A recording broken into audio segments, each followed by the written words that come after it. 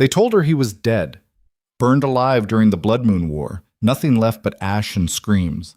So Selena Vale did what any survivor does. She kept breathing. She married the man who saved her son's life. She learned to sleep beside someone else. She buried the ghost of King Alpha Darius Thorn so deep, she almost believed it herself. Almost.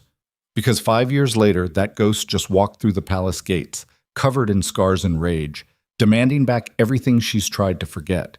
And the worst part? The boy hiding behind another man's legs is his son. Stick around till the end. This story's about to shatter everything you thought you knew about loyalty, survival, and what happens when the dead refuse to stay buried. Hit that like button and drop your city in the comments. Let me know where my pack is watching from. The gates to the Alpha capital opened at dawn, and Darius Thorn walked through them like a man returning from hell. Because he was. 5 years of captivity in the Bone Territories had carved the softness out of him and left only iron. His hair hung past his shoulders now, matted with road dust and dried blood from the rogue pack he'd gutted 2 nights prior. The scar running from his left temple down to his jaw was still fresh enough to weep clear fluid when he turned his head too fast.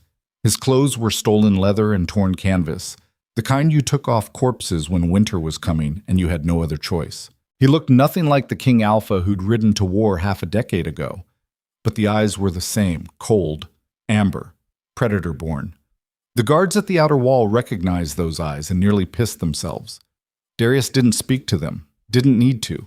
He just kept walking, boots cracking against cobblestone like gunfire, and the gates swung open because no man alive was stupid enough to stand between a returning Alpha and his kingdom. The city had changed. Buildings he remembered as rubble were rebuilt now, clean stone and fresh mortar. Market stalls lined the main road where there used to be mass graves. Children ran laughing through the square where he'd once watched his men burn. Somewhere a woman was singing. The whole place smelled like bread and pine smoke and peace, and it made his teeth ache.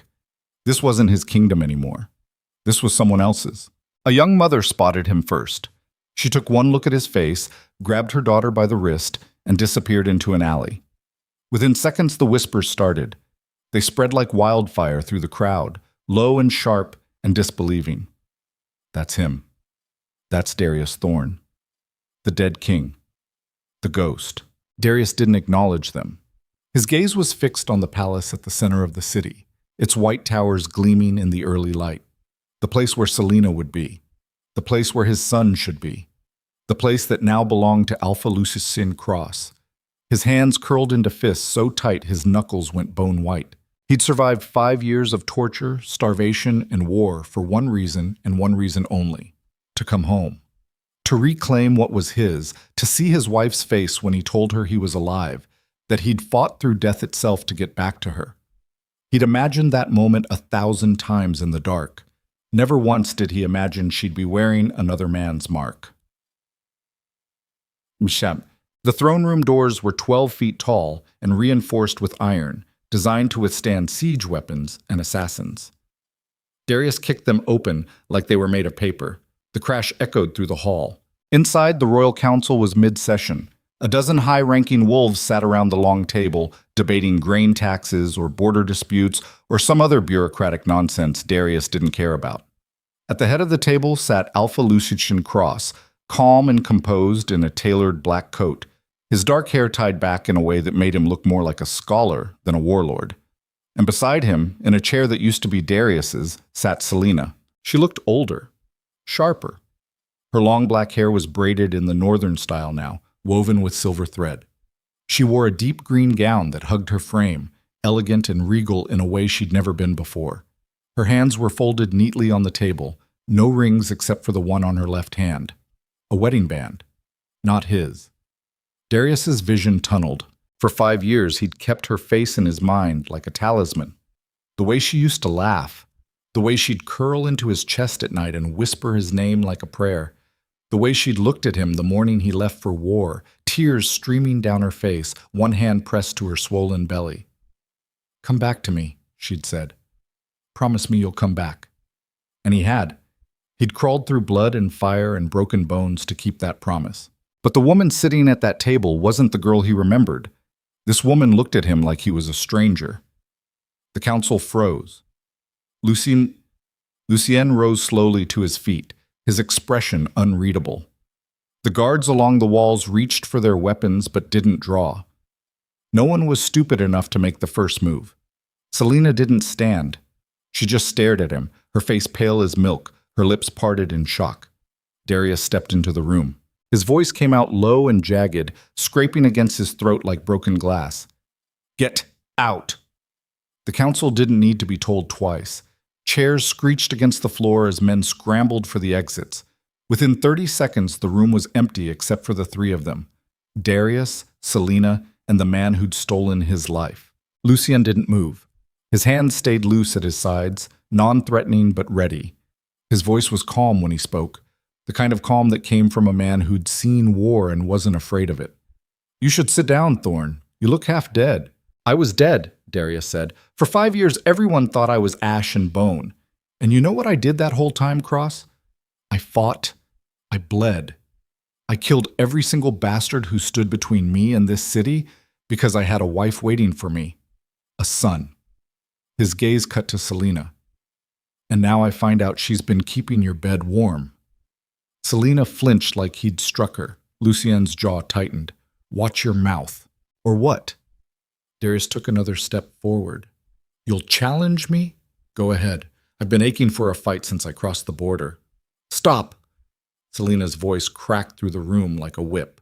She stood now, hands braced on the table, her eyes blazing. "Both of you, stop!"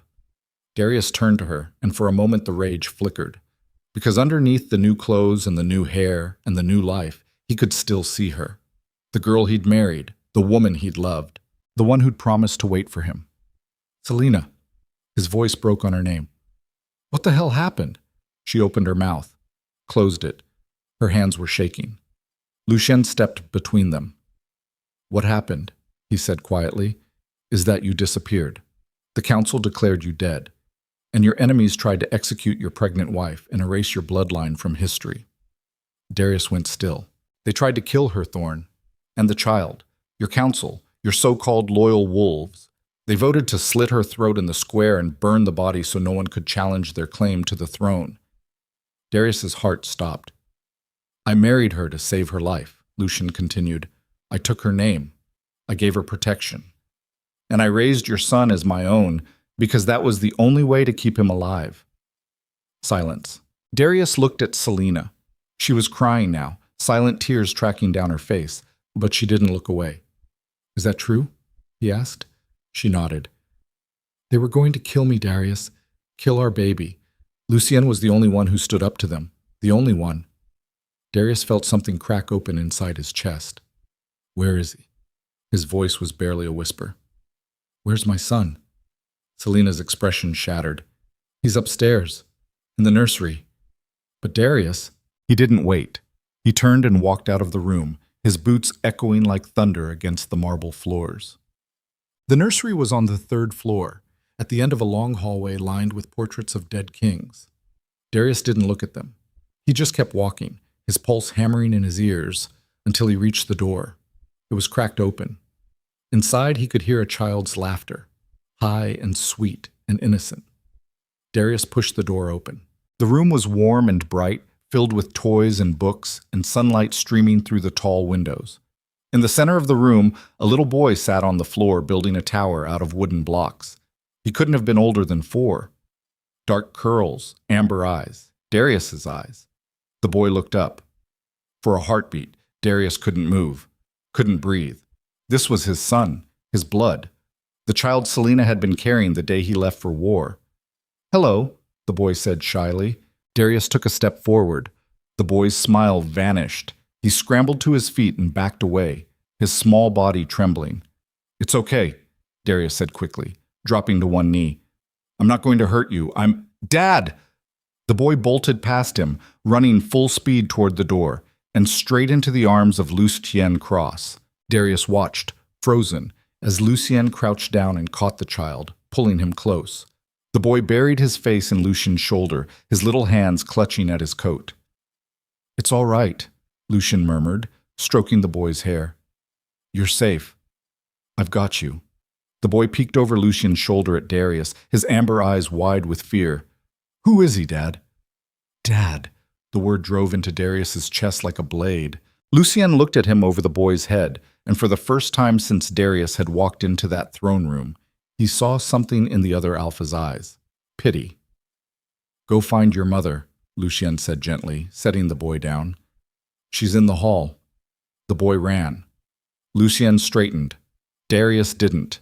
He stayed on his knees in the middle of the nursery, staring at the place where his son had been, trying to process what had just happened. His own child didn't know him. Worse, his own child was afraid of him. "He doesn't remember you," Lucien said quietly. "He was a baby when you left." Darius's hands curled into fists against the floor. "He called you Dad." "Because that's who I've been to him. He's my son." "I know." Darius looked up, his vision blurred with rage and grief. "Then why the hell does he look at you like you hung the moon and look at me like I'm a monster?" Lucien didn't answer right away. He just stood there, arms crossed, his expression carved from stone. Finally, he said, "Because you left, Thorn, and I stayed." Darius walked the palace halls for hours after that, his mind a storm of white noise and broken images. Servants scattered when they saw him coming. Guards watched him from a distance but didn't approach. No one knew what to do with a ghost who refused to stay dead. By the time the sun set, he found himself standing in the courtyard outside the royal chambers. Selena's chambers, the one she used to share with him. The door opened before he could knock. Selena stood in the doorway, still wearing that green gown, her face pale and exhausted. "You shouldn't be here," she said. "This is my home." "Not anymore." The words hit harder than any blade. Darius stepped closer, and she didn't back away. Up close, he could see the faint lines around her eyes, the tension in her jaw. She looked like a woman who'd learned to survive without him. "I thought you were dead," she said softly. "For 5 years, Darius, I mourned you. I buried you. I had to keep living because our son needed me. And now?" Her eyes filled with tears. "Now I don't know what to do, because you're standing here like you never left, but everything's changed. I've changed." "You married him." "I married him to survive." "Do you love him?" Selena closed her eyes. "That's not fair." "Answer the question." She looked at him then, really looked at him, and he saw the truth written all over her face. She didn't love Lucien, but she didn't hate him either, and that was somehow worse. "I need time," she whispered. "Time for what?" "To figure out who you are now, to figure out who I am. We're not the same people we were 5 years ago, Darius. We can't just—" "I came back for you." "I know." "I fought through hell for you." "I know." "And now you're telling me it wasn't enough." Her voice broke. "I'm telling you I need time." Darius turned and walked away before she could see him fall apart. He found Lucien in the war room 2 hours later, standing over a map of the kingdom with a bottle of whiskey in one hand. Lucien looked up when Darius entered. "Come to kill me?" "Not yet." Lucien snorted and poured a second glass, sliding it across the table. Darius stared at it for a long moment. Then he picked it up and drank. They stood in silence for a while, the only sound the crackle of the fire in the hearth. Finally, Lucien said, "I'm not your enemy, Thorn. You're sleeping with my wife. I'm protecting your family. By taking my place?" Lucien set his glass down hard enough to crack the wood. "You want the truth? Fine. When you disappeared, this kingdom fell apart. Your council sold out to the highest bidder. Half your military defected. The rest were slaughtered. Your wife was a political target with no allies and no power. I stepped in because no one else would. I married her. I claimed your son. I spent 5 years holding this kingdom together with both hands while everyone around me waited for it to collapse." He leaned forward, his eyes hard. "So don't stand there and act like I stole something from you. I saved it. And if you died like everyone thought, you'd have thanked me for it." Darius's jaw clenched. "But I didn't die." "No, you didn't." "So what now?" Lucien refilled his glass. "Now you figure out if you want your kingdom back or if you just want revenge." That night, Darius stood on the balcony of his old chambers staring out at the city below. Somewhere in the palace, his son was sleeping in another man's arms. Somewhere his wife was lying awake, trying to reconcile the ghost she'd mourned with the stranger who'd walked back into her life. And somewhere in the shadows, the men who'd tried to destroy his family were watching, waiting. Darius didn't know who they were yet, but he would, because 5 years of hell had taught him one thing: survival wasn't enough. He wanted blood, and he was going to take it. The door behind him opened. He didn't turn around. "I thought you might want this," Selena's voice said quietly. She stepped onto the balcony and held out a small wooden box. Darius took it. Inside was a ring, his wedding band, the one he'd left behind the day he went to war. "I kept it," she said. "I don't know why, Her voice broke off. Darius closed the box and looked at her, really looked at her. And for the first time since he'd walked through those gates, he saw the truth. She wasn't the enemy. Lucienne wasn't the enemy. The enemy was still out there, and they were about to find out what happened when you tried to bury a King Alpha alive. "I need your help," he said. Selena's eyes widened. "With what?" Darius smiled, and it was the kind of smile that made wolves bare their throats. "Finding the men who tried to kill you." Before she could answer, a scream tore through the palace. High, terrified, a child's scream. Selena's face went white. They were running before she could finish the sentence. Down the hall, up the stairs, toward the nursery. The door was open. Inside, Lucian stood in the center of the room, his shirt soaked with blood, holding the boy against his chest. 3 dead assassins lay on the floor. And pinned to the wall with a dagger was a message written in fresh blood. "The Thorn bloodline ends tonight." The blood on the nursery wall was still wet. Darius stood frozen in the doorway, his brain trying to process what his eyes were telling him. 3 corpses. 1 message. His son clutched against Lucian's chest, small hands twisted in the fabric of a blood-soaked shirt. Selena pushed past him and ran to the boy, her voice cracking as she pulled him from Lucien's arms. "Is he hurt? Did they touch him?"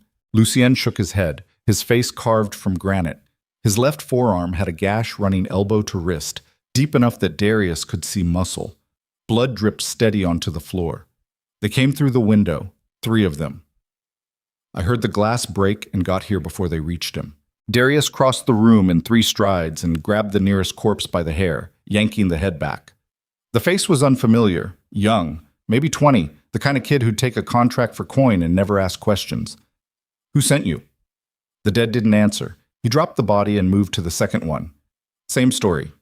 Generic features. No identifying marks. Hired muscle with no loyalty and no brain. The third corpse was different. Older, scarred, the kind of wolf who'd seen real war. Darius ripped open the man's shirt and found what he was looking for. A brand on the left side of his chest. 3 vertical lines crossed by a single horizontal slash. The mark of the Iron Fang Syndicate. Darius's blood went cold. Lucien saw it too. Hell. Selena looked up from where she was checking the boy for injuries, her face white. "What does that mean?" "It means this wasn't random," Darius said quietly. "The Iron Fang doesn't take contracts from nobodies. Someone with serious money and serious pull hired them." "Someone on the council," Lucien added. He was leaning against the wall now, pressing his good hand against the wound on his arm to slow the bleeding. Someone who knew the palace layout, knew the guard rotations, knew exactly where to find the boy. Darius turned to face him. How many people knew he'd be in this room tonight? Lucian's jaw tightened. Just us. And the night staff. Then one of them talked, or one of them was paid to talk. Darius looked down at the bodies again. His mind was racing, cataloging details. The assassins had come prepared. Professional gear, poisoned blades. They weren't here to kidnap. They were here to execute. And they'd nearly succeeded. If Lucien hadn't been there. The thought sat in Darius's chest like a stone. He looked at the other Alpha. Really looked at him. Blood loss was making Lucian's face pale. His breathing was shallow. The wound on his arm was bad enough that he'd need stitches, maybe worse. But he was still standing, still alert, still ready to fight if someone else came through that window. Darius had spent 5 years imagining Lucian Cross as the enemy, the man who'd stolen his wife, the interloper who'd taken his throne. But the man standing in front of him had just taken a blade meant for Darius's son. "You saved his life." Lucian met his eyes. "I'd do it again." "Why?" "Because he's a child. and children don't deserve to die for the sins of men who came before them. Selena stood, cradling the boy against her shoulder. He'd stopped crying now, but his small body was still trembling. "We need to move him somewhere safe," she said. "Somewhere they can't find him." "There is nowhere safe," Darius said flatly. "If the Iron Fang took this contract, they won't stop until it's finished. They'll send more. Better trained, better armed." "Then what do we do?" Selena's voice was raw. "Do we just sit here and wait for them to try again?" "No," Lucian said. "We hunt down whoever hired them and make an example out of them." Darius looked at him. "You think you can do that in your condition?" Lucian pushed off the wall, swaying slightly. "I fought through worse. You're bleeding out." "Then stitch me up and let's get moving." Darius almost smiled. Almost. Instead, he turned to Selena. "Take the boy to the vault room, the one under the west wing. Lock yourself in and don't open the door for anyone except me or Lucien. Understand?" She hesitated. "What are you going to do?" "What I should have done the second I walked through those gates. Find out who wants my family dead and put them in the ground." Selena looked like she wanted to argue, but she didn't. She just nodded, adjusted her grip on the boy, and walked out of the room without looking back. Darius waited until her footsteps faded down the hall. Then he turned to Lucien. "Sit down before you fall down." Lucien obeyed, lowering himself into a chair by the window. Darius grabbed a clean towel from the shelf and tore it into strips. "This is gonna hurt." "Good." Darius wrapped the wound tight, pulling the fabric hard enough to make Lucien hiss through his teeth. Blood soaked through immediately, but the pressure slowed the flow. "You need a healer." "Later," Lucien said. "Right now we need answers." Darius tied off the bandage and stepped back. "You have any idea who on the council would want the boy dead?" Lucien's expression darkened. "Half of them. Maybe more. Your bloodline is a threat to anyone who benefited from your disappearance. If your son lives long enough to come of age, he'll have a legitimate claim to the throne, a stronger claim than anyone currently sitting at that table. And if he dies, then the succession stays open, and the vultures can keep fighting over the scraps." Darius's hands curled into fists. "Give me names." Lucien rattled them off without hesitation.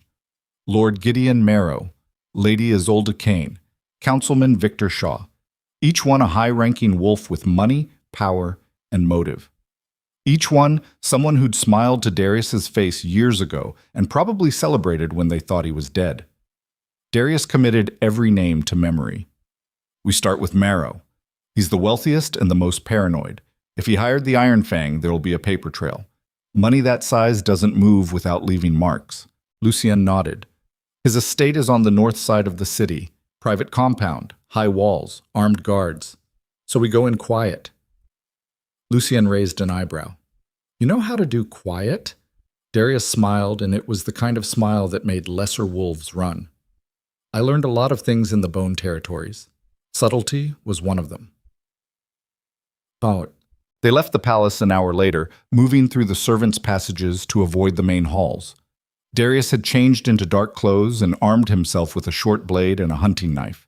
Lucien had refused a healer and instead wrapped his arm in fresh bandages, then loaded himself up with enough weapons to fight a small war. Neither of them spoke as they slipped through the city streets. The capital was quiet at this hour. Most of the shops were closed. The taverns were winding down. A few drunks stumbled past, too far gone to notice the two alphas moving through the shadows like ghosts. Darius kept his hood up and his head down. The last thing he needed was someone recognizing him and starting a panic. News of his return was already spreading, but it hadn't hit full chaos yet. That would come soon enough. Lucien led them through a series of back alleys and side streets, navigating the city with the ease of someone who'd walked these paths 1,000 times. Darius followed, his instincts screaming at him to stay alert.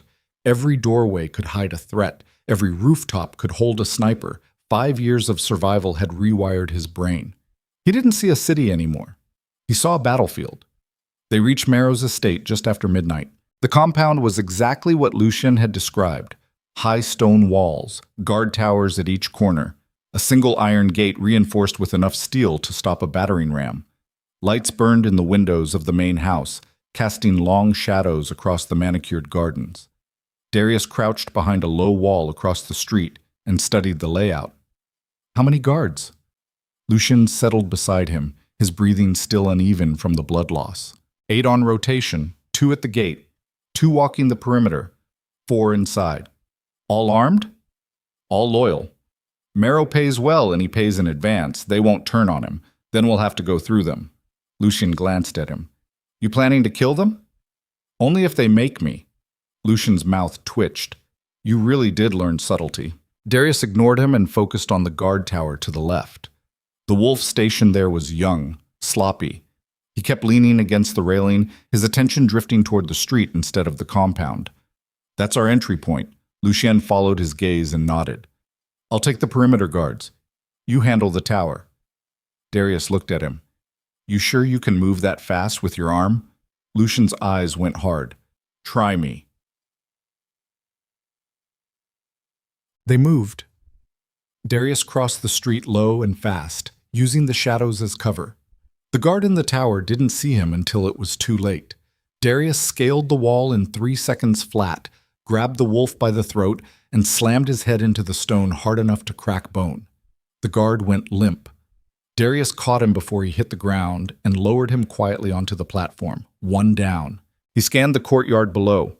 Lucien was already moving, a blur of dark fabric and controlled violence. He took the first perimeter guard from behind, 1 hand over the mouth, the other driving a blade between the ribs. The second guard turned at the sound, and Lucien dropped him with a throat strike before he could shout. 2 more down. Darius dropped from the tower into the garden and moved toward the main house. The windows on the ground floor were dark, but he could hear voices coming from the second story. Low. Tense. The kind of conversation people had when they were planning something they didn't want anyone else to hear. He tested the nearest door. Locked. Lucien appeared beside him, breathing hard, his bandaged arms slick with fresh blood. Back entrance, he said quietly. Kitchen door. No lock. They circled around. The kitchen was empty, smelling of roasted meat and old wine.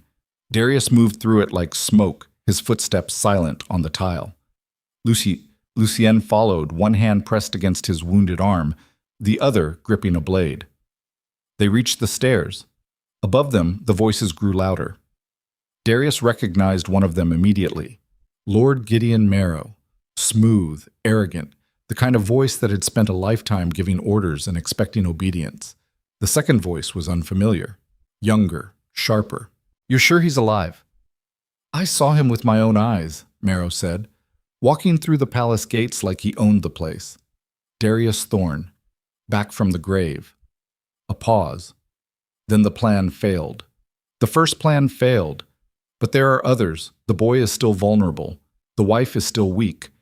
And Thorne himself is walking around with a target on his back and no allies to watch it. What about Cross? Marrow laughed, low and cruel. Cross is a bleeding heart. He'll protect the boy because that's what he does. But he won't see the next move coming. None of them will. Darius's vision tunneled. Lucien's hand closed on his shoulder, a silent warning. Not yet. Darius forced himself to breathe, to think, to wait. The second voice spoke again. And if Thorne comes for you, then I'll give him what he wants. A villain, someone to blame, someone to kill.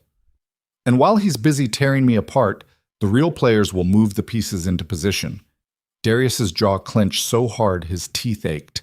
Lucien leaned close, his voice barely a whisper. He's bait. Someone else is running this. Darius knew, and it made everything worse. Because if Marrow was just a distraction, that meant the real threat was still hidden, still watching, still waiting. He turned to Lucien. We take him alive. Lucien nodded. They moved up the stairs, silent and fast. The hallway at the top was lined with portraits of dead alphas, their painted eyes watching as Darius and Lucien approached the study door. Darius kicked it open. Marrow was standing by the fireplace, a glass of wine in one hand. The second man was younger, maybe 30, with slicked-back hair and a tailored suit. He went for the knife at his belt the second the door crashed inward. Lucien put a blade to his throat before his fingers touched the hilt. Don't. The man froze. Marrow didn't move. He just took a slow sip of his wine and smiled. King Alpha Darius Thorne. I was wondering when you'd pay me a visit. Darius crossed the room in 2 strides and grabbed Marrow by the collar, slamming him back against the wall hard enough to rattle the portrait frames. Who hired the Iron Fang? Marrow's smile didn't falter. I have no idea what you're talking about. Darius drove his knee into Marrow's gut. The older wolf doubled over, wheezing, wine spilling across the floor. Try again. Marrow coughed, gasping for air. You think I'm afraid of you, Thorn? You think coming back from the dead makes you dangerous? You're nothing. A ghost. A relic. This kingdom moved on without you. Darius hauled him upright and slammed him into the wall again. Someone tried to kill my son tonight. Someone with enough coin to hire professional assassins and enough access to know exactly where to find him. You're going to tell me who, or I'm going to start breaking bones until you do. Marrow laughed, wet and ragged. Go ahead, break them all. It won't change anything. You're already dead, Thorn. You just don't know it yet. Darius's hand tightened around Marrow's throat. Lucian's voice cut through the room. Darius, stop. Darius didn't let go. He's lying. I know. But killing him won't give us answers. Darius looked at Lucian. The other alpha was still holding the younger man at knife point, but his eyes were locked on Darius. We need him alive. Darius's hand twitched. Then Marrow smiled again, blood on his teeth. You want answers? Fine. I'll give you one. The person who wants you dead isn't on the council. They're not in this city. They're not even in this kingdom. Darius froze. What? Marrow's voice dropped to a whisper. You made enemies during the Blood Moon War, Thorn. Powerful enemies. And they've been waiting 5 years for you to crawl out of whatever hole you were hiding in so they could finish what they started. Who? Marrow's smile widened. You'll find out soon enough. Then his eyes rolled back and he collapsed. Darius barely caught him before he hit the floor. What the hell? Lucian released the younger man and crossed the room, kneeling beside Marrow. He checked the pulse, pulled back an eyelid. Poison. Fast acting. Probably took it the second we walked in. Darius stared at the body. He killed himself. Lucian nodded grimly, which means whoever's running this operation is willing to burn their own people to keep their identity hidden. Darius looked at the younger man who was standing frozen by the desk, his face pale. Who are you? The man's throat bobbed. No one. I'm just a clerk. I don't know anything, liar. Darius grabbed him by the front of his shirt and shoved him against the wall. You were in this room. You heard the conversation. You know who hired Marrow, so you're going to tell me. Right now. The man's eyes went wide with terror. I can't. They'll kill me. They're going to kill you anyway. At least this way you die with a clear conscience. The man's lip trembled. Then he broke. It was Lady Kane. She approached Marrow 2 weeks ago. Said there was a plan in motion to destabilize the throne. Said if he played his part, he'd be rewarded when the dust settled. Darius's blood went cold. Isolde Kane. Lucien swore under his breath. She's second chair on the council. She has access to everything, troop movements, treasury reports, guard rotations. And she's been sitting at your table for 5 years, Darius said quietly. Lucian's face went hard. We need to move, now. Darius released the clerk and turned toward the door. Then he stopped. Where's Kane's estate? East side, near the old cathedral. How many guards? More than Marrow, and better trained. Darius looked at Lucian. Can you fight? Lucian's jaw tightened. I can fight. Then let's end this. They didn't make it 3 blocks before the ambush hit. The street exploded with movement, shadows peeling off rooftops, blades flashing in the moonlight. A dozen wolves, maybe more, all wearing the same dark leather and moving with the same brutal efficiency. Iron Fang. Darius drew his blade and met the first attacker head-on, parrying a strike aimed at his throat and driving his knife into the man's ribs. The wolf dropped. Another took his place immediately. Beside him, Lucien was a whirlwind of controlled violence despite the blood loss. He moved like a man who'd spent a lifetime in war, every strike calculated, every step deliberate. But Darius could see the strain, could see the way Lucian's breathing was getting ragged, the way his movements were slowing. He wasn't going to last much longer. Darius gutted another assassin and grabbed Lucien by the shoulder. Fall back! Where? Anywhere that isn't here. They ran. The Iron Fang pursued, fanning out through the streets like a pack of hunting dogs. Darius took a sharp left into an alley, Lucien close behind, and they sprinted toward the cathedral district. Behind them, boots hammered against cobblestone. Shouts echoed off the walls. They weren't going to outrun them. Darius skidded to a stop at a dead end. Lucien pulled up beside him, gasping for air. Well, this is bad. Darius scanned the walls, no handholds, no doors, no escape. He turned to face the mouth of the alley. The assassins were already there. A dozen of them. Blades drawn, eyes cold. The one in front stepped forward, older, scarred, the kind of killer who'd been doing this long enough to enjoy it. King Alpha Darius Thorn. We've been looking for you. Darius shifted his weight, ready to fight. Then make your move. The assassin smiled. Oh, we will. But first, you should know something. The contract on your family? It's not just about the boy. It's about all of you. Your wife, your bloodline, everything you've ever touched.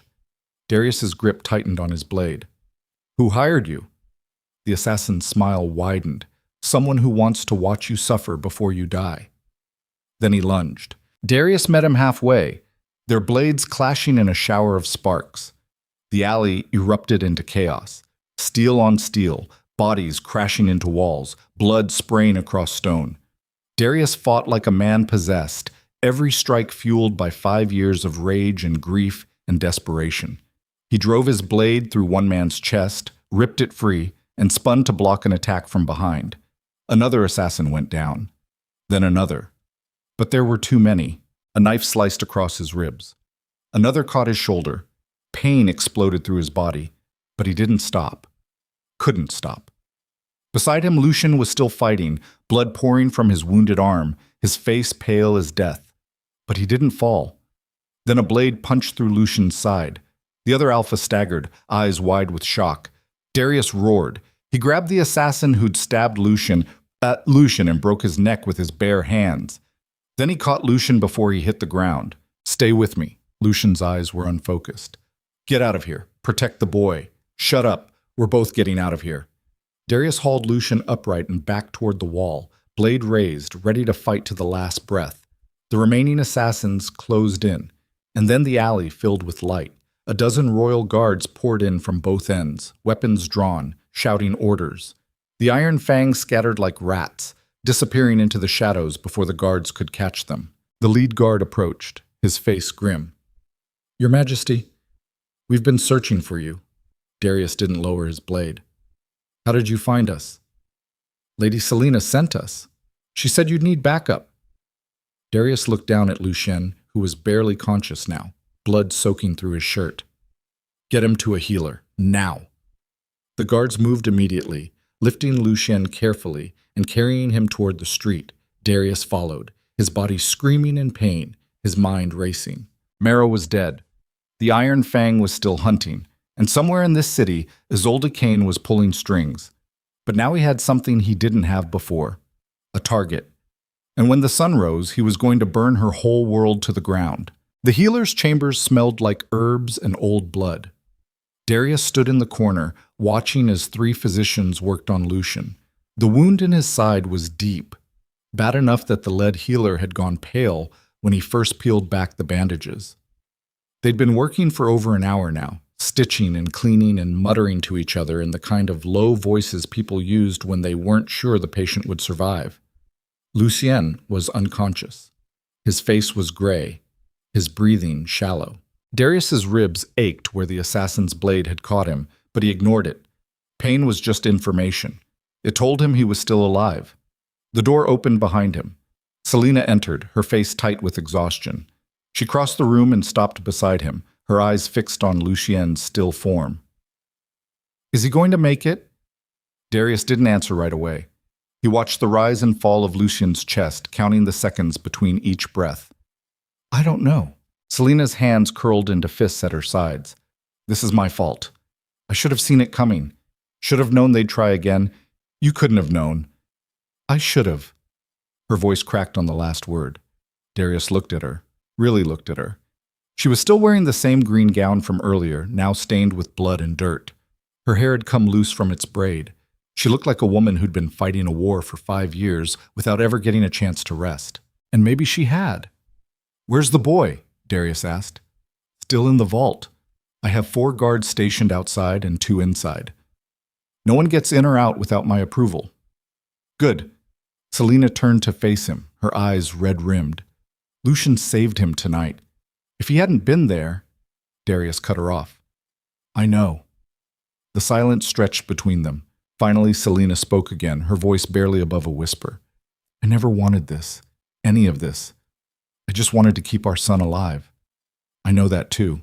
She looked at him, and for the first time since he'd walked back into her life, he saw the girl he'd married, scared, desperate, trying to hold together a world that was falling apart. "What happens now?" she asked. "Now we finish it. I'm going after Cain." Selena's eyes widened. "You can't. Not alone. The Iron Fang nearly killed you tonight. Then I'll be more careful." "Darius." He turned to face her fully, and the look in his eyes stopped whatever she'd been about to say. "Someone tried to murder our son. Twice.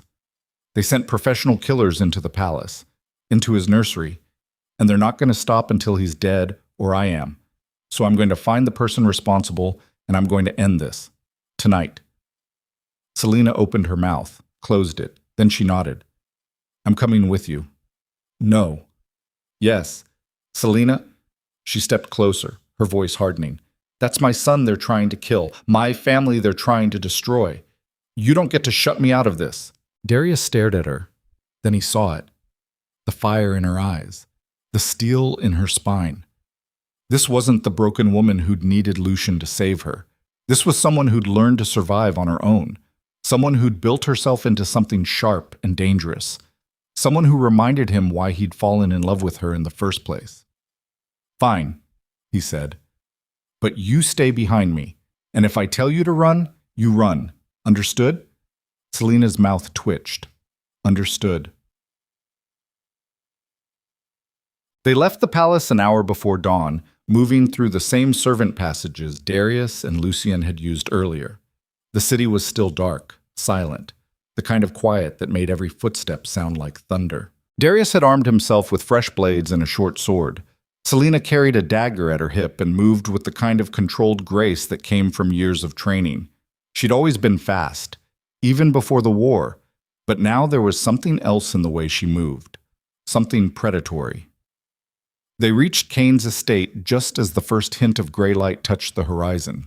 The compound was larger than Marrow's, 3 stories, stone walls, guard towers at every corner. Lights burned in most of the windows, casting long shadows across the grounds. Darius crouched behind a low wall and studied the layout. "How do you want to do this?" Selena asked quietly. "Front door." She looked at him. "You're joking. I'm done with subtlety. Cain knows we're coming. She probably knew the second Marrow's body was found, so we walk in. We get answers, and we walk out."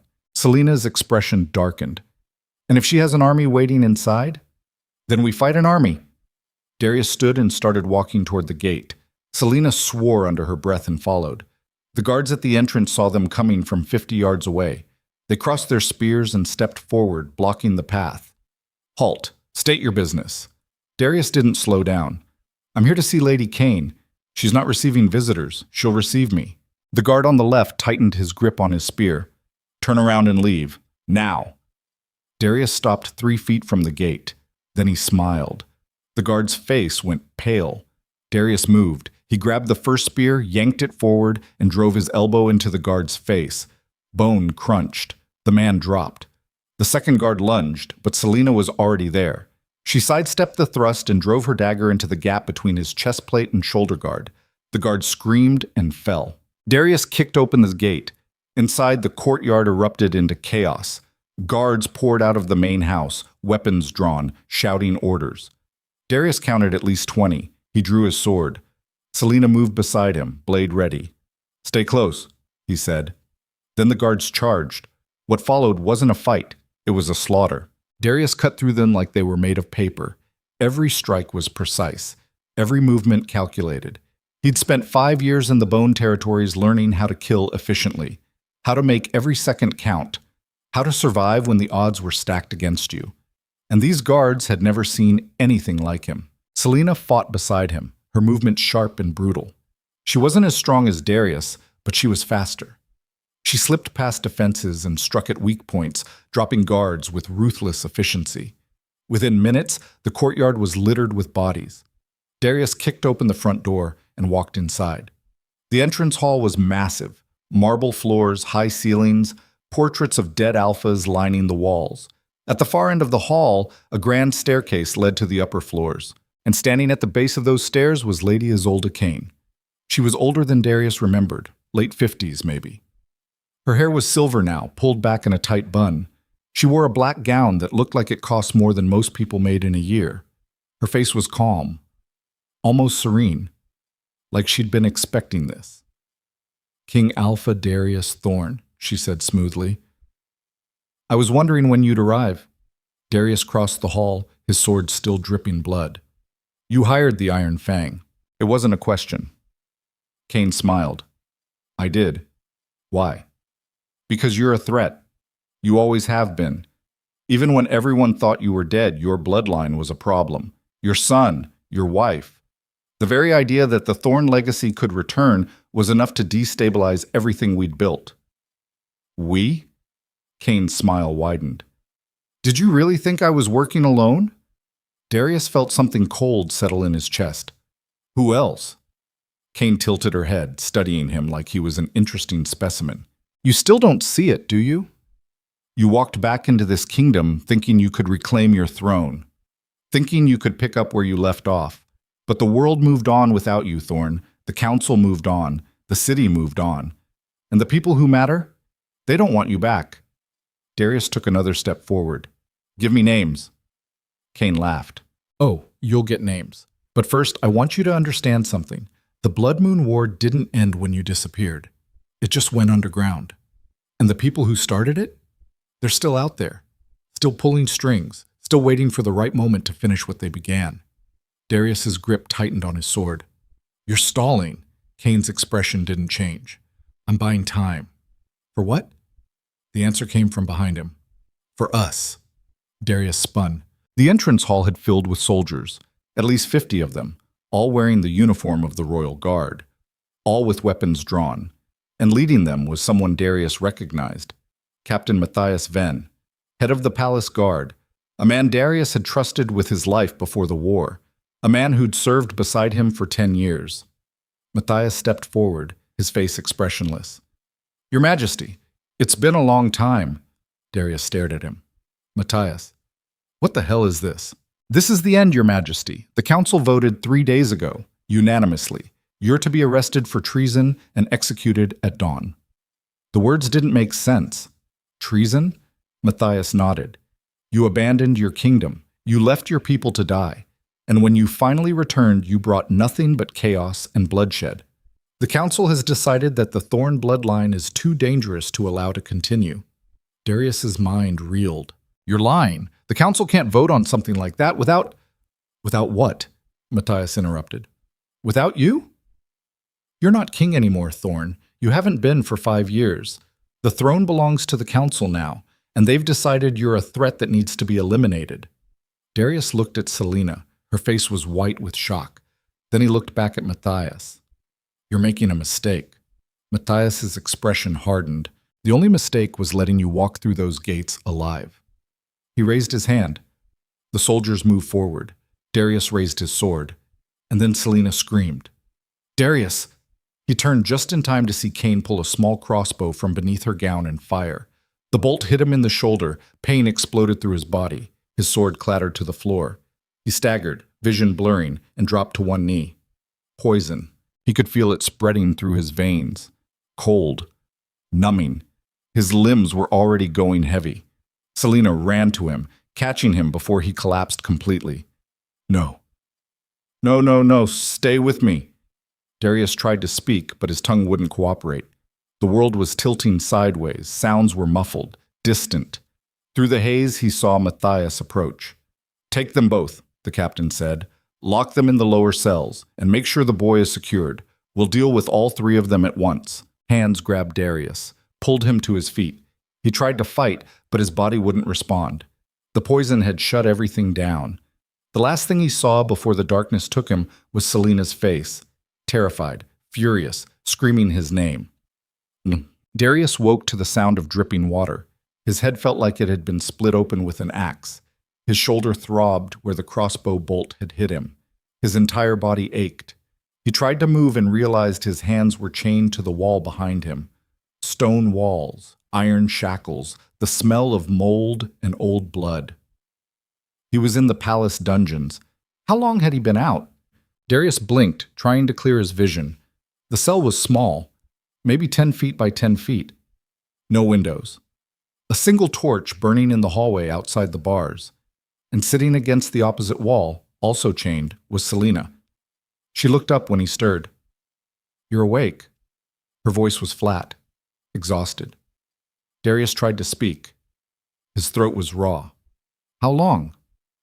6 hours. Maybe more. It's hard to tell down here. The boy? Still in the vault. They haven't been able to get to him yet. The guards I posted are loyal. They're holding the line. Darius closed his eyes and let his head fall back against the stone. "We're going to die down here." Selena didn't argue. They sat in silence for a long time. Finally, Darius spoke again. "I'm sorry." Selena looked at him. "For what? For leaving? For getting captured? For staying gone so long that you had to marry someone else just to survive? For coming back and making everything worse?" Selena's expression softened. "You didn't make it worse. You just walked into a trap that was already set. A trap I should have seen coming." "How?" "You've been gone for 5 years. You didn't know the council had turned. You didn't know Cain was working with Matthias. You didn't know any of it. I should have." Selena shook her head. "Stop. You're not responsible for every terrible thing that happened while you were gone. You were a prisoner. You were fighting to survive. And the second you got free, you came home. That's not something to apologize for." Darius looked at her. "I failed you." "No," Selena said quietly. "You loved me, and that's not the same thing." The words hit harder than any blade. Darius felt something crack open inside his chest. All the rage, all the grief, all the guilt he'd been carrying for 5 years. It came pouring out. "I thought about you every day," he said, his voice breaking. "Every single day in that hell, I kept your face in my mind. It was the only thing that kept me alive, the only thing that mattered. And when I finally made it back, I found out you'd moved on, that our son didn't know me, that the kingdom I'd bled for had erased me like I never existed." He looked at her, and his eyes were wet. "And the worst part? I don't blame you. I don't blame Lucienne. I don't even blame the council. Because if I'd been here, if I'd been the man I was supposed to be, none of this would have happened." Selena was crying now too. "You were that man. You are that man. But you can't save everyone, Darius. You can't fix everything. Sometimes the world just breaks. And all you can do is try to put the pieces back together." Darius laughed, bitter and raw. "I don't even know what the pieces look like anymore. Then we'll figure it out together." Darius met her eyes, and for the first time since he'd walked back into his kingdom, he felt something other than rage. Hope. It was small, fragile, barely there, but it was enough. Footsteps echoed down the corridor. Darius and Selena both looked up. Matthias appeared outside the cell, flanked by 2 guards. His face was unreadable. "Your Majesty." "Lady Selena, the council has reached a decision." Darius didn't move. "Let me guess. Execution." Matthias nodded. "At dawn. In the square. Public. They want everyone to see what happens to traitors." Selena's voice was ice. "We're not traitors. The council disagrees. The council is full of cowards and liars." Matthias's jaw tightened. "Maybe. But they're also the ones with the power. And right now, that's all that matters." Darius shifted, testing the chains. They didn't give. "What about my son?" Matthias hesitated. "The boy will be spared, for now. Lady Cain has convinced the council that he's too young to be held accountable for your crimes. He'll be placed under her guardianship and raised as a ward of the state." Darius's vision went red. "You put my son in Cain's hands, and I swear to every power in this world, I will tear you apart." Matthias didn't flinch. "You're in no position to make threats, Thorn. Darius lunged forward, chains snapping taut, his voice a roar. "I'll find a way. I'll break out of here. I'll kill every last one of you." Matthias turned and walked away. The guards followed, and Darius was left alone in the dark, his rage echoing off the stone walls. Hours passed, maybe days. Darius had lost track. He sat against the wall staring at nothing, his mind racing. Every plan he came up with led to the same conclusion. They were trapped, outmaneuvered, outgunned, and his son was about to be handed over to the woman who'd tried to have him killed. Selena spoke into the silence. "There's something I need to tell you." Darius looked at her. "What?" "Lucien isn't just protecting our son because it's the right thing to do. He's been investigating the council for years, trying to find proof that they were the ones who orchestrated your disappearance during the war." Darius went still. "What?" Selena nodded. "He never believed you were dead, even when everyone else did. He kept searching, kept digging. And about 6 months ago, he found something. Documents, correspondence, proof that someone on the council had paid the enemy to capture you instead of killing you. They wanted you alive, but gone. A ghost. So the throne would stay empty and they could seize power." Darius's heart was pounding. "Who?" Selena's voice dropped to a whisper. "Cain, Matthias, and 4 other council members.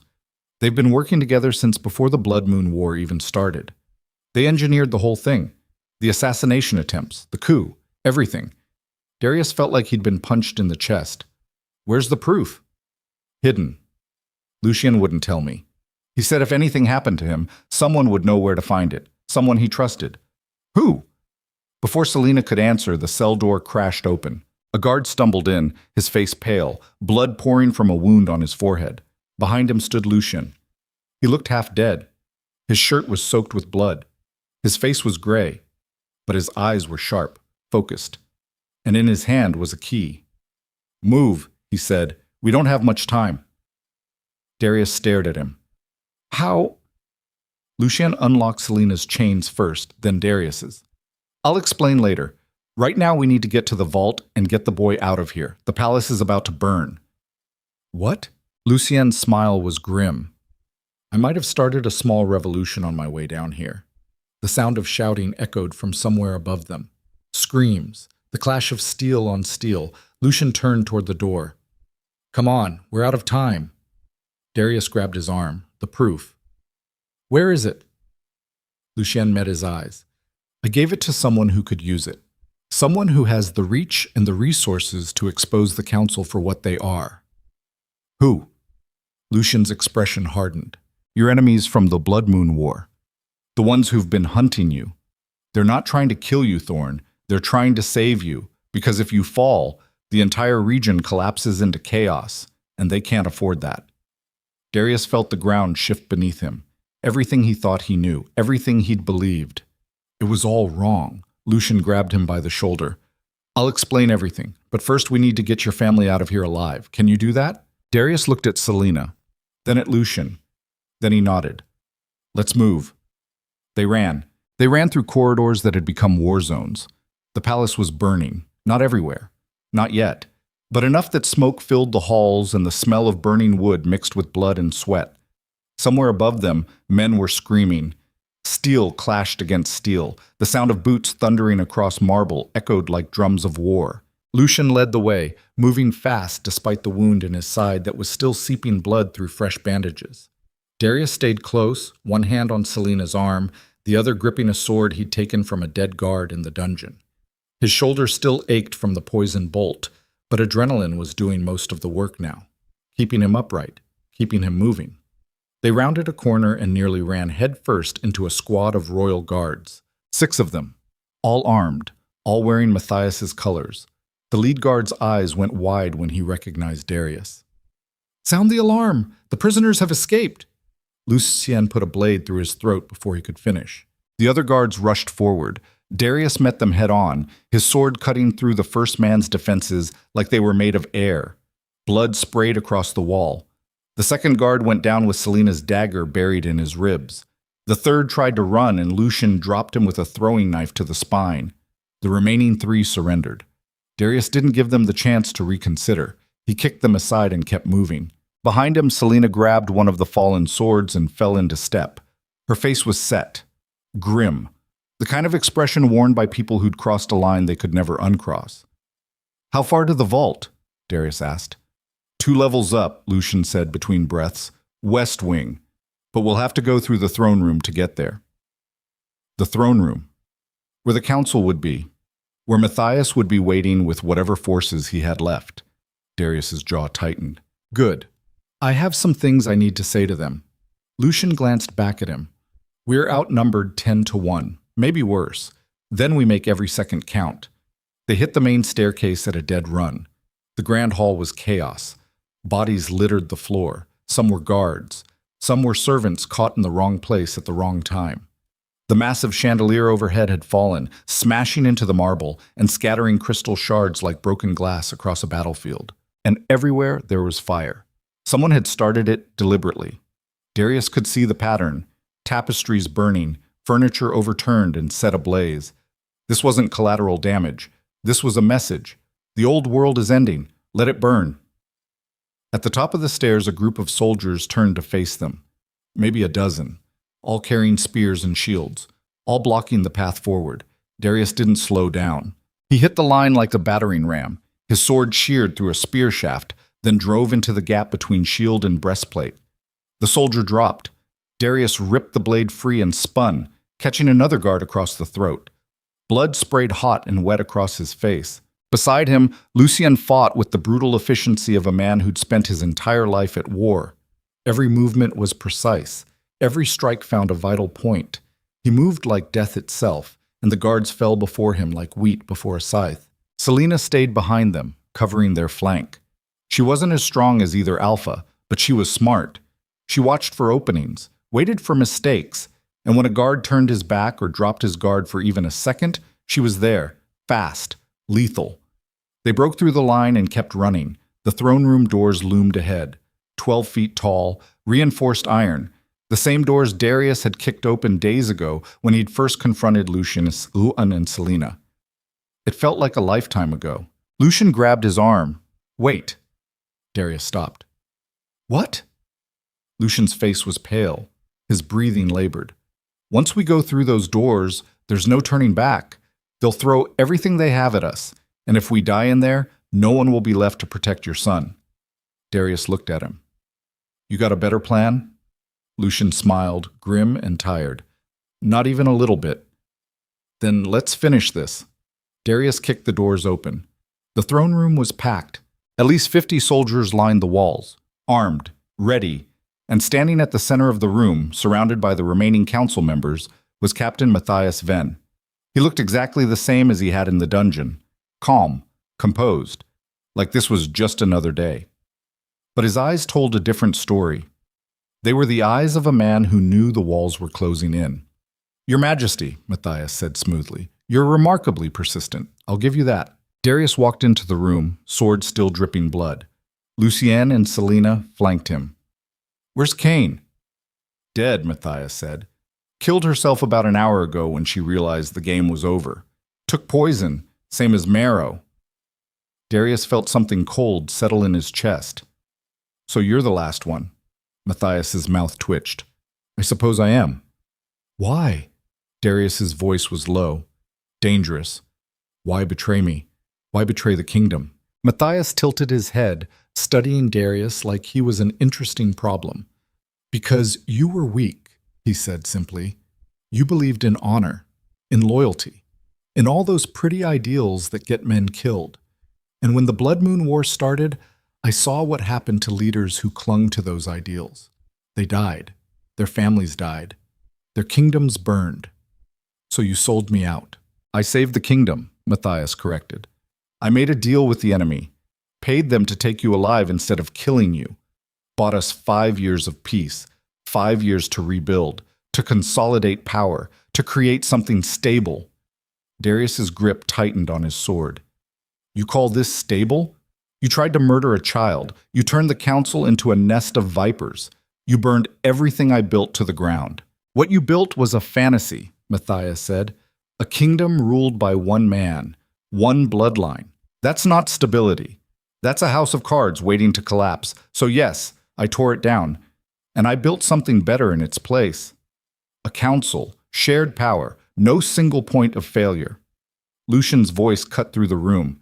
Except you became the single point of failure. You and Cain and Marrow and all the rest. You just replaced one tyrant with a dozen smaller ones. Matthias's eyes flicked to Lucian. Says the man who married another man's wife and raised his son. Tell me, Cross, did you do that out of honor, or did you see an opportunity and take it? Lucian didn't flinch. I did it because someone had to, and you sure as hell weren't going to. The room went silent. Matthias smiled. Fair enough. Then he drew his sword. The soldiers along the walls moved forward. Darius shifted his weight, ready. This was it. The moment everything had been building toward.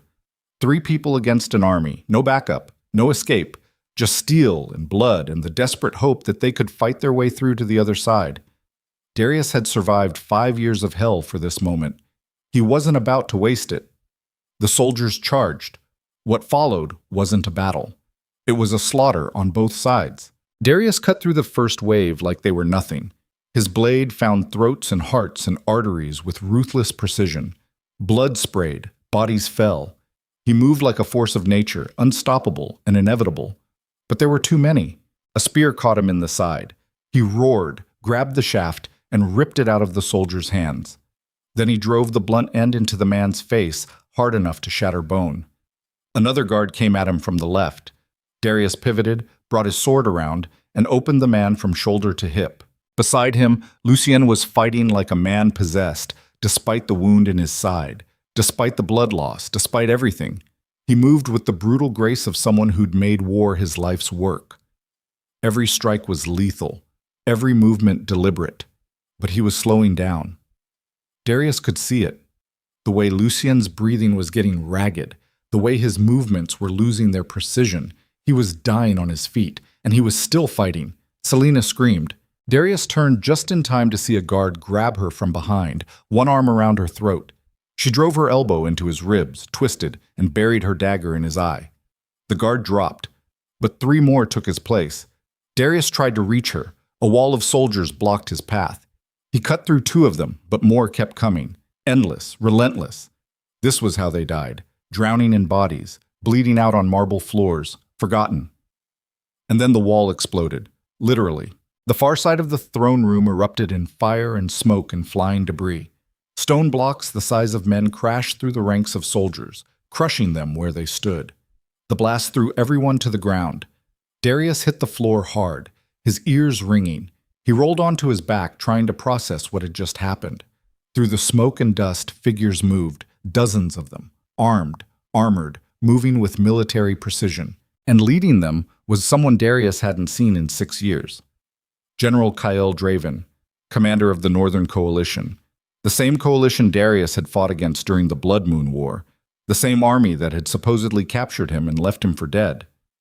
Draven was older now, gray in his beard, lines around his eyes, but his movements were still sharp, still controlled.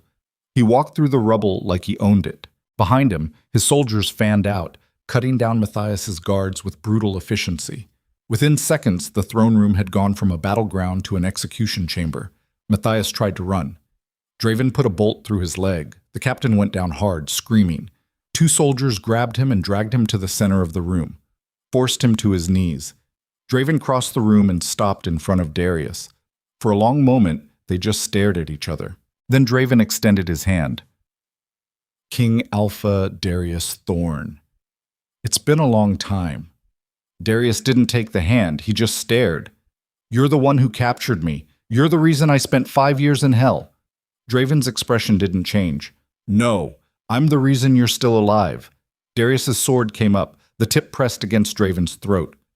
Give me one reason not to kill you right now. Draven didn't move. Because I have proof, he said quietly. Proof that Matthias and his council orchestrated the entire Blood Moon War. They paid my government to invade, paid us to destabilize the region, and when you became a problem, they paid us to take you off the board. Darius's hand trembled. You're lying. I'm not. And if you kill me, you'll never know the full truth. You'll never know how deep the rot goes. You'll spend the rest of your life fighting ghosts. Darius looked at Lucien. The other alpha was leaning against the wall, his face gray, his shirt soaked with blood. But he nodded. He's telling the truth. I gave him the documents, the ones I found. He's been sitting on them for months, waiting for the right moment to move. Why now? Darius demanded. Because your son is alive, Draven said. Because your bloodline still exists. And because if the council succeeds in wiping you out, this entire region collapses into chaos. My government can't afford that. So we made a choice. Save you, expose the truth, and hope you're smart enough to use it. Darius lowered his sword, slowly. Where's the proof? Draven gestured to one of his soldiers. The man stepped forward and handed Darius a leather satchel. Inside were documents, letters, contracts, all signed, all dated, all detailing exactly what Matthias and the council had done. Payments to the Northern Coalition, orders to destabilize the throne, instructions to capture Darius alive and hold him indefinitely. Everything. Darius looked at Matthias, who was still kneeling in the center of the room, blood pooling beneath his shattered leg. The captain's face was pale, but his eyes were hard. It doesn't matter, Matthias said. The council is broken. The kingdom is in ruins. Even if you expose us, you'll never rebuild what we destroyed. Darius crossed the room and crouched in front of him. You're wrong. I've rebuilt myself from nothing. I can rebuild a kingdom. Matthias smiled, bitter and broken. Then do it, if you're strong enough. Darius stood. He looked at Draven. I want trials. Public. I want every member of this council who's still breathing brought to justice. And I want the people to see what you did. All of it. Draven nodded. Consider it done. Darius turned to Selena. She was standing near the broken wall, staring at the carnage. Her face was streaked with blood and dust. Her hands were shaking. He crossed the room and pulled her into his arms. She collapsed against him, her body trembling. Is it over? She whispered. Not yet, but soon. A voice called from the doorway. Your Majesty! One of Selena's guards appeared, out of breath, his face urgent. The vault. They're trying to break through. We can't hold them much longer. Darius's blood ran cold. How many? At least 20, maybe more. They're using explosives. Darius released Selena and turned to Lucian. Can you walk? Lucian pushed off the wall, swaying. I can run if I have to, then let's move. Draven stepped forward. My men will secure the throne room. You go get your son. Darius nodded. Then he ran. Oh, the West Wing was a war zone. Bodies littered the hallways. Some were guards loyal to Selena. Some were attackers. All were dead. Darius could hear the fighting before he saw it. The clash of steel, shouts, the dull thud of explosives against reinforced stone. He rounded the corner and saw them. The vault door was massive, 3 feet of solid iron, built to withstand sieges. But someone had planted charges along the hinges and the frame. The metal was buckling, warping. One more blast, and it would give. And standing in front of the door, holding the line, were 4 guards, bleeding, exhausted, surrounded by at least 15 attackers. They were about to be overrun. Darius didn't hesitate. He hit the attackers from behind like a freight train. His sword took the first man's head clean off. The second went down with a blade through the spine. The third tried to turn, and Darius drove his knee into the man's face hard enough to shatter his skull. Lucien appeared beside him, moving slower now, but still deadly. He cut through 2 more attackers, then grabbed one by the throat and slammed him into the wall. Selena stayed close, her dagger flashing in the torchlight. Within seconds, the hallway was silent except for the groans of the dying. Darius stepped over the bodies and approached the vault door. Open it. One of the guards fumbled with the lock. His hands were shaking so badly he could barely hold the key. Finally, the door swung open. Inside, huddled in the corner, was Darius's son. The boy looked up, his amber eyes wide with fear. For a moment, Darius couldn't move, couldn't breathe. This was his child, his blood, the reason he'd fought through 5 years of hell, and the boy was terrified of him. Selena pushed past Darius and ran to the boy, scooping him up in her arms. It's okay, she whispered. You're safe now. We're all safe. The boy buried his face in her shoulder. Darius stepped into the vault, slowly. He knelt in front of Selena and the boy. Hey, he said softly. The boy peeked at him from behind Selena's shoulder. I know you don't know me, and I know I'm scary, but I promise you, I'm not going to hurt you. I'm here to protect you. Always.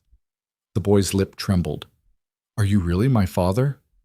Darius's throat tightened. Yeah, I really am. The boy studied him for a long moment.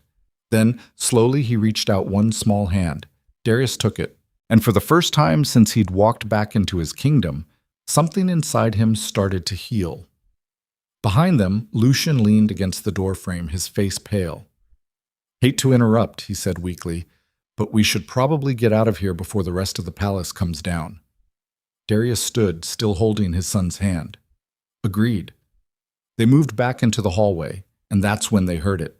A slow, deliberate clapping. Darius turned. At the far end of the hall, stepping over bodies and debris, was a woman. She was tall, elegant, dressed in black armor that gleamed in the torchlight. Her hair was silver, her eyes were ice blue, and on her chest, burned into the breastplate, was a symbol Darius recognized. The crest of the Shadow Throne, the most powerful faction in the Eastern Territories, the ones who'd stayed neutral during the Blood Moon War, the ones no one dared cross. And standing in front of him now was their leader, Empress Lyra Ashenfell. She stopped 10 feet away and smiled. King Alpha Darius Thorn. I've been looking for you. Darius's grip tightened on his sword. What do you want? Lyra's smile widened. Simple. I want to make you an offer, one that will change everything. What kind of offer? The kind where you get to keep your throne, your family, and your life, in exchange for one small favor. Darius's eyes narrowed. What favor? Lyra's expression went cold. You help me destroy the council that tried to kill you, publicly, brutally, and in return, I give you the resources to rebuild your kingdom and the military backing to make sure no one ever challenges you again. And if I refuse, then I walk away. And you spend the rest of your short life fighting wars on every front while your enemies pick you apart piece by piece. Darius stared at her. Every instinct in his body was screaming that this was a trap, that trusting her would be a mistake. But he also knew she was right.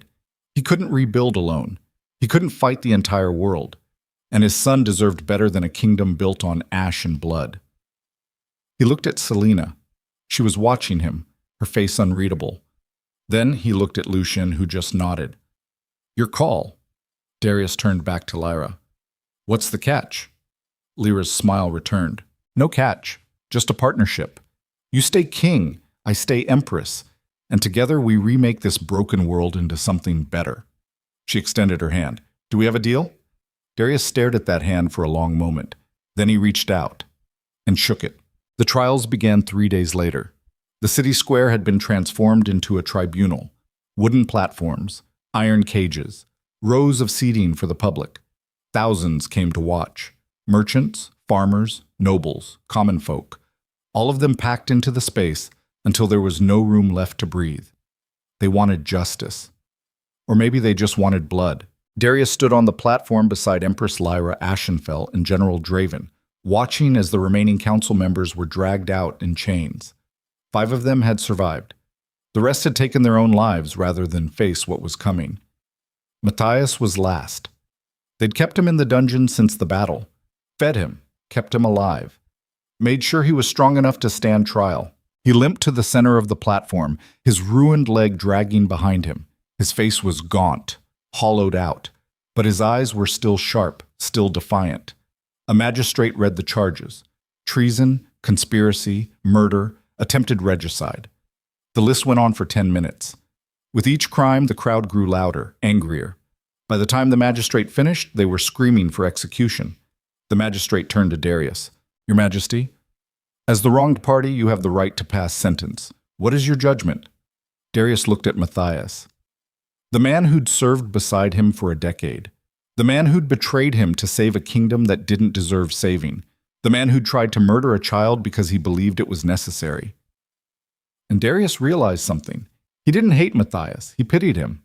Because Matthias had spent his entire life trying to control a world that couldn't be controlled, trying to eliminate chaos through manipulation and betrayal. And in the end, all he'd done was create more of it. That was the thing about power. The more you grasped for it, the less you actually held. The tighter you squeezed, the faster it slipped through your fingers. Matthias had never learned that lesson. He'd spent his whole life building a fortress around himself, and it had become his prison. Darius stepped forward. Captain Matthias Venn, you are guilty of every crime leveled against you, and under the law, the sentence for treason is death. The crowd roared. Matthias didn't flinch. But, Darius continued, raising his voice over the noise, I'm not going to kill you. The square went silent. Matthias's eyes narrowed. What? You wanted to build something stable, something that wouldn't collapse the second one man fell. So I'm giving you the chance to see if it works. Darius turned to the crowd. Captain Venn will spend the rest of his life in the labor camps. He will rebuild the roads he destroyed, the homes he burned, the lives he ruined, and every day he will see the consequences of his choices, not from a throne, not from a council chamber, but from the dirt. He looked back at Matthias. You wanted to eliminate the single point of failure? Congratulations. You're about to become proof that the system works without you. Matthias stared at him. For the first time since the trial began, something cracked in his expression. Not fear, not anger, understanding. You're worse than I thought, he said quietly. Darius smiled, cold and grim. I learned from the best. The guards dragged Matthias away. The other council members were sentenced within the hour, some to execution, some to life imprisonment, all of them stripped of title, land, and legacy. By the time the sun set, the old council was gone, and the kingdom could finally breathe. That night, Darius stood on the balcony of his chambers, staring out at the city. The fires had been extinguished, the bodies cleared, the rubble was being carted away. Slowly, piece by piece, the capital was rebuilding itself, but the scars would take years to heal, maybe longer. Behind him, the door opened. Selena stepped onto the balcony, a blanket wrapped around her shoulders. She stood beside him in silence for a long moment. Finally, she spoke. He asked about you today. Darius looked at her. What did he say? He wanted to know if you were staying, and what did you tell him? Selena's voice was soft. I told him I didn't know. Darius turned back to the city. I don't know either. Selena moved closer. You can't keep running, Darius. Not from this. Not from him. I'm not running. Then what are you doing? Trying to figure out if I even belong here anymore. Selena's hand found his. You belong here. You always have. But you need to stop punishing yourself for surviving. Darius closed his eyes. I left you. I left him. I spent 5 years rotting in a cell while you were forced to marry another man just to stay alive. How do I come back from that? You don't, Selena said quietly. You can't undo the past. You can't fix what's already broken. All you can do is build something new. She squeezed his hand. And you're not alone in that. Not anymore. Darius looked at her. In the moonlight, she looked younger, softer, like the girl he'd fallen in love with a lifetime ago. But she wasn't that girl anymore. She was something stronger. I don't deserve you, he said. Selena smiled, sad and beautiful. No, you don't. But life isn't about what we deserve. It's about what we choose to do with what we're given. She turned to face him fully. I'm not asking you to be the man you were before the war. That man is gone. But I'm asking you to be the man you are now, scars and all. And if I don't know who that man is, then we'll figure it out together.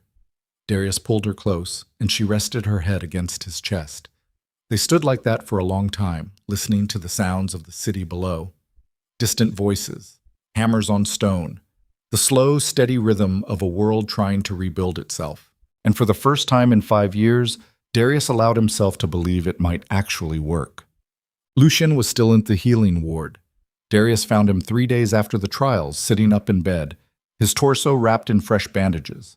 The wound in his side had been stitched and cleaned, but it would leave a scar. A bad one. Lucien looked up when Darius entered. Come to finish me off? Darius pulled up a chair and sat. Thought about it. Lucien smiled weakly. Can't say I'd blame you. They sat in silence for a moment.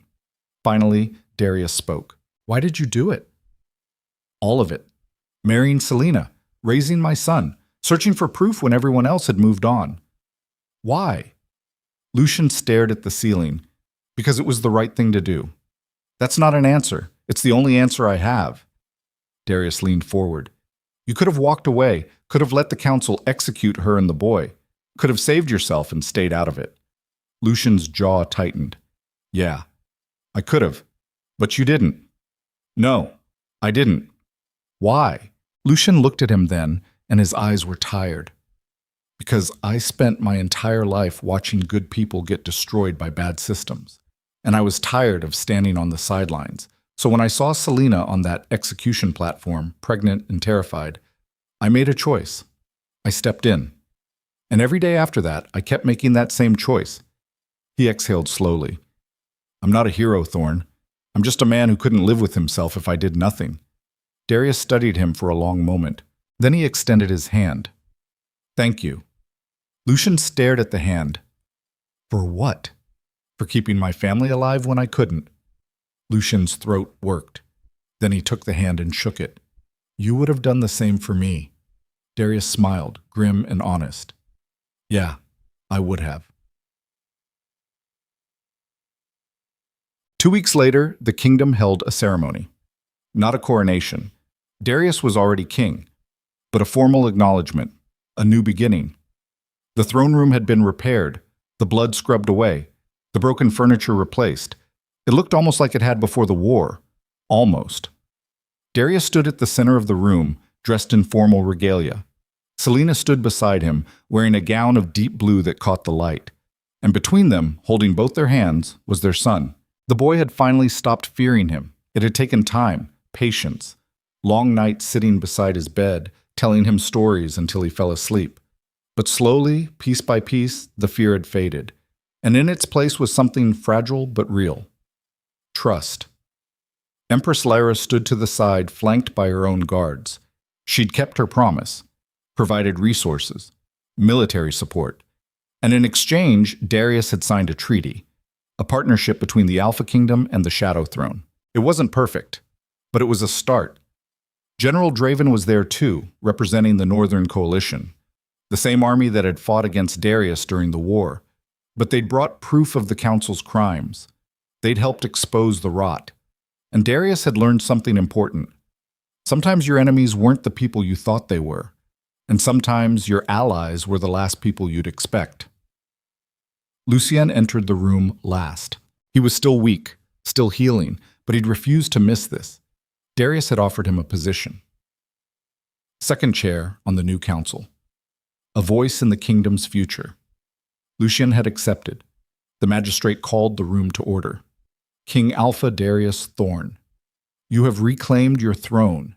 You have brought justice to those who betrayed this kingdom, and you have proven your right to rule. The magistrate paused. But the question now is not whether you can rule. It is how you will rule. What kind of kingdom will you build from these ashes? Darius looked out at the assembled crowd. Nobles, soldiers, common folk, all of them watching him, waiting. He thought about Matthias's words, about single points of failure, about systems that could survive without one man. And he realized the captain had been right about one thing.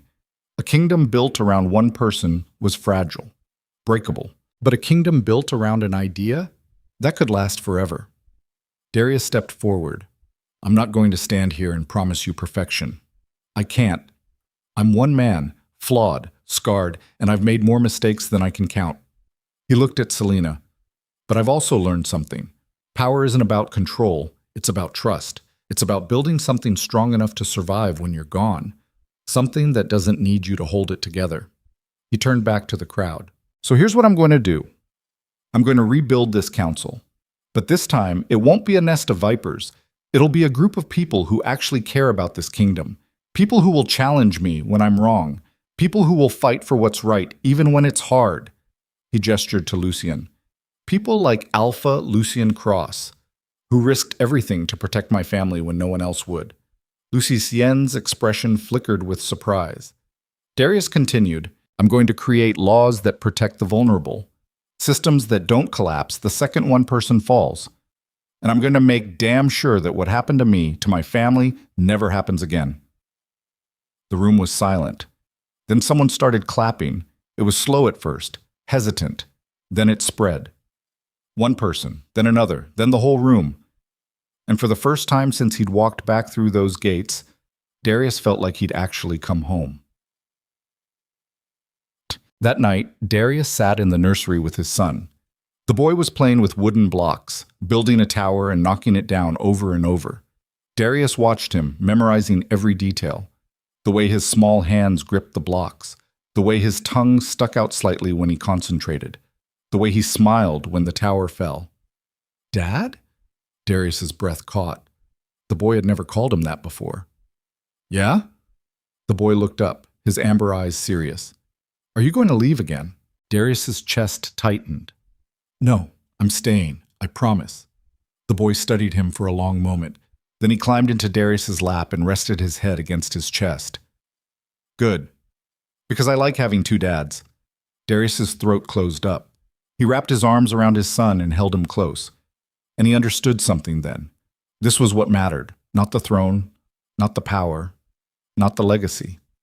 This, a child who felt safe, a family that was whole, a future that didn't have to be built on blood and ashes. The door opened quietly. Selena and Lucian stood in the doorway, watching. Selena's eyes were wet. Lucian just nodded, and Darius realized that this was the family he'd been given, not the one he'd imagined, not the one he'd planned for, but the one he had. Broken, scarred, rebuilt from pieces that didn't quite fit, but real. 3 months later, the kingdom was thriving. The roads had been repaired, the markets were full, people were laughing again. Darius walked through the city with Selena and his son, flanked by a small guard detail. No one bowed. No one averted their eyes. They just nodded, smiled, went about their lives. Because they didn't need to fear their king anymore. They trusted him. And that was worth more than any crown. At the edge of the city, Darius stopped.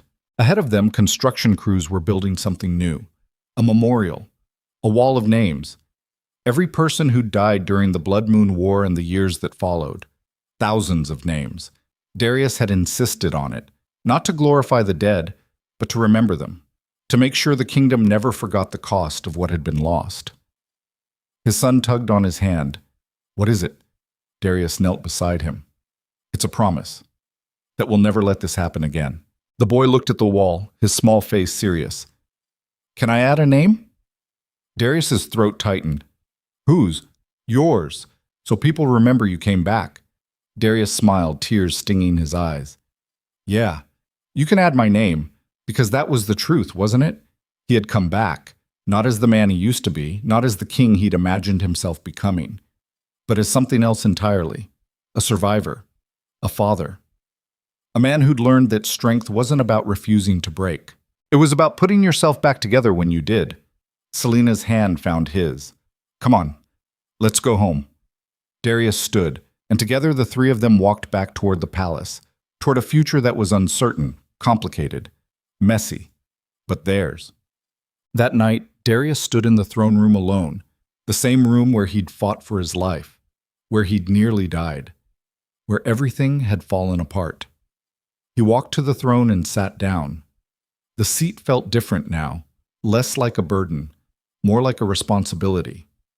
He thought about Matthias, about Cain, about all the people who'd tried to tear this kingdom apart, and he realized they'd been right about one thing. One man couldn't hold a kingdom together forever, but a man could build something strong enough to survive without him. He could create systems, laws, traditions, a legacy that wasn't about power or control, but about people, about giving them the tools to build their own futures. Lucian entered the room, moving slowly, still favoring his wounded side. "Can't sleep?" Darius shook his head. "Too much to think about." Lucian sat on the steps leading up to the throne. "Want to talk about it?" Darius smiled. "Not really. Fair enough." They sat in silence for a while. Then Lucian spoke. "You know, I spent 5 years wondering what would happen if you ever came back. Whether you'd hate me, whether you'd try to kill me, whether there was any world where we could coexist. And?" Lucian's mouth twitched. "Turns out there is, but it's a hell of a lot messier than I imagined." Darius laughed, low and genuine. "Yeah, it is." Lucian stood, wincing slightly. "For what it's worth, Thorn, I think you're going to be a good king, better than you were before." Why's that? Because you've been broken, and you know what it feels like to lose everything. That makes you dangerous, but it also makes you human. Lucian turned to leave. Then he stopped. And one more thing. Your son. He's a good kid. You should be proud. I am, Darius said quietly. Lucian nodded, then he walked out, and Darius sat alone in the throne room, staring at the empty space. He thought about the boy, about Selena, about Lucienne and Draven and Lyra and everyone who'd fought to keep this kingdom alive. And he made a decision. He wasn't going to rule the way his father had, or the way Matthias had wanted. He was going to build something new, something that could survive fire, betrayal, war, something that could survive him, because that was the real test of a kingdom, wasn't it? Not whether it thrived while you were alive, but whether it endured after you were gone. 5 years later, the Alpha Kingdom had transformed. New roads connected every region. Schools had been built in villages that had never seen one. The council was diverse, strong, full of people who actually cared. And Darius? He was still king. But he was also a father. He spent his mornings in council meetings and his evenings teaching his son how to fight, how to think, how to lead. The boy was 9 now, smart, quick, and already showing signs of the alpha he would become. But more importantly, he was kind. One evening, Darius found him in the library, reading a book about the Blood Moon War. Learning about history? The boy looked up. I wanted to know what you went through, so I could understand. Darius sat beside him. And what do you think? The boy closed the book. I think you're brave, but I also think you made mistakes. Darius smiled. I did, a lot of them. The boy tilted his head. But you fixed them, right? Some of them. The rest I'm still working on. The boy nodded, thoughtful. When I'm king, I'm going to make sure people don't have to fight like you did. Darius's chest tightened. That's a good goal. The boy looked at him seriously. Will you help me? Darius put his hand on his son's shoulder, every step of the way. 10 years after Darius returned, the kingdom held its first democratic council election, not to replace the king, but to give the people a voice. Darius had proposed it himself, and despite resistance from some nobles, it had passed. The old world was dying, and in its place, something new was being born. On the day of the election, Darius stood in the square and watched as people cast their votes. Young, old, rich, poor. All of them choosing their own future. Selena stood beside him, her hair now streaked with gray, her face lined with years. You did it, she said softly. We did it. She smiled. I'm proud of you. Darius took her hand. I couldn't have done any of this without you. I know. They laughed, and in that moment, Darius realized something. He'd spent his whole life chasing power, chasing control, chasing the idea that strength meant never breaking. But the truth was simpler. Strength meant breaking, and then choosing to rebuild. It meant admitting you didn't have all the answers. It meant trusting other people to carry the weight when you couldn't. It meant building something bigger than yourself. And it meant letting go. 20 years after the Blood Moon War ended, Darius stood in the throne room one last time. His son was 24 now, tall, strong, ready. The coronation had been planned for months. The entire kingdom had gathered to witness the transition. Darius placed the crown on his son's head. The weight of it will try to break you, he said quietly. But don't let it. Remember that you're not alone. And remember that this kingdom doesn't belong to you. It belongs to the people. You're just the one they've trusted to guide it. His son nodded, his amber eyes bright. I won't let you down. You already haven't. Darius stepped back. And for the first time in 20 years, he felt light, free. The crowd erupted in cheers. Selena took his hand. Ready to retire? Darius smiled. More than ready. They walked out of the throne room together, past the portraits of dead kings, past the ghosts of old wars, past everything that had tried to destroy them, and into a future they'd built with their own hands. Behind them, the new king stood tall, and the kingdom moved forward, not because of one man, but because of everyone. Years later, when Darius was old and gray, he sat on the same balcony where he had once stood broken and lost. Selena was beside him, her hand in his. Below, the city thrived. Lights, laughter, life. Do you have any regrets? She asked. Darius thought about it. Only one. What's that? That it took me so long to realize what actually mattered. And what's that? This. You. Our family. The people who stood beside us when everything fell apart. Selena rested her head on his shoulder. Then it was worth it. All of it. Darius closed his eyes, and he knew she was right, because in the end, that was what life was. Not the battles you won or the kingdoms you built, but the people you loved, and the moments you chose to be human, even when the world demanded you be something more.